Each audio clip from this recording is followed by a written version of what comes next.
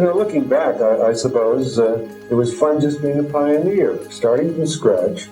The world is sort of your oyster, and you could do what you will. Hardin Branch was the first department chair and very active, and did that until 1970. In 1950, we started to train adult psychiatrists, so we started an adult psychiatry residency here in Utah. And then in 1959, we began our child psychiatry fellow and had the first child psychiatry fellow start with us to train to become a child psychiatrist. And in 1970, Eugene Bliss was the next department chair, and he served as department chair and continued to grow the programs until 1979. Dr. Bernard Grosser became the department chair and was the chair up to 2007. Bernie Grosser was interested in looking at mechanisms that improved innovative ways for providing antidepressant treatments. In 1986, Utah was one of 5 programs across the country to agree to pilot a new way of training child psychiatrists. And so this is a combined training program that does pediatrics, adult psychiatry, and child psychiatry.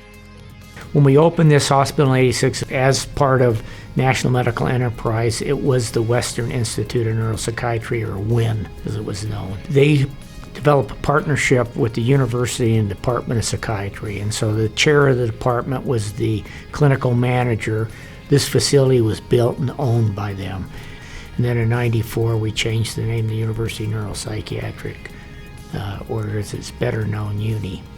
So in the mid-1990s, some really important work emerged from the University of Utah Department of Psychiatry, led by Bill McMahon, Dr. Bill McMahon, in the area of autism. And he created sort of a consortium of investigators to look at both incidence and family trees of individuals with autism, but also clinical subtyping and neuroimaging work.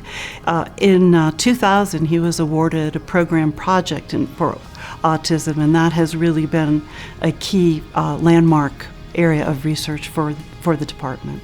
It was a big deal. We first started working with Robert Redford and his group to create this children's theater project that they did for a few years out of their laboratory down in Sundance.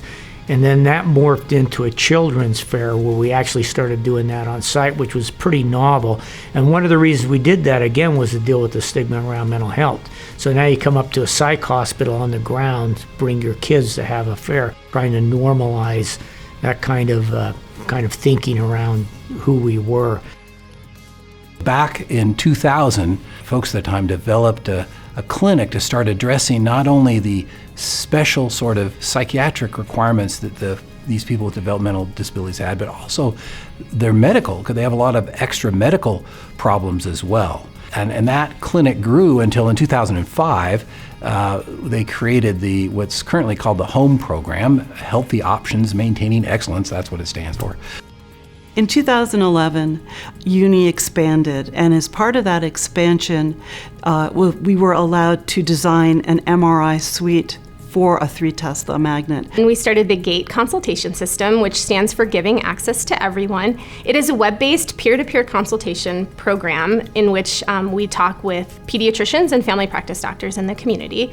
In the same year, we received ACGME accreditation for our addiction psychiatry program, which complemented our already robust educational services that we had here.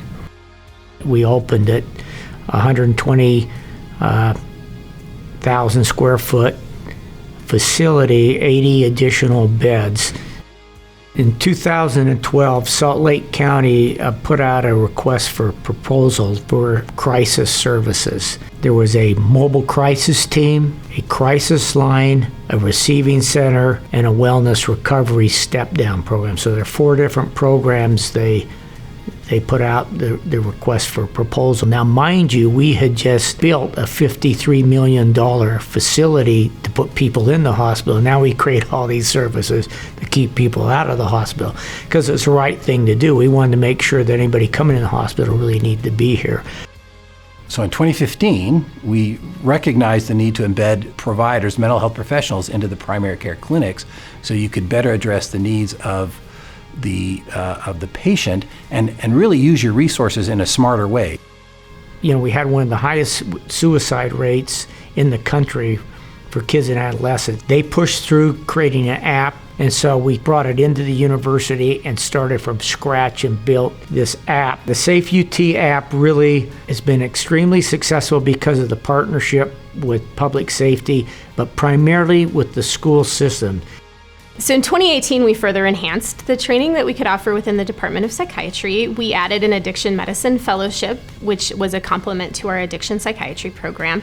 And then we also are participating in the Rural and Underserved Utah Training and Education Initiative, which we call ROOT, which was a legislative funded educational endeavor to put medical students and residents in rural parts of Utah to help care for the population.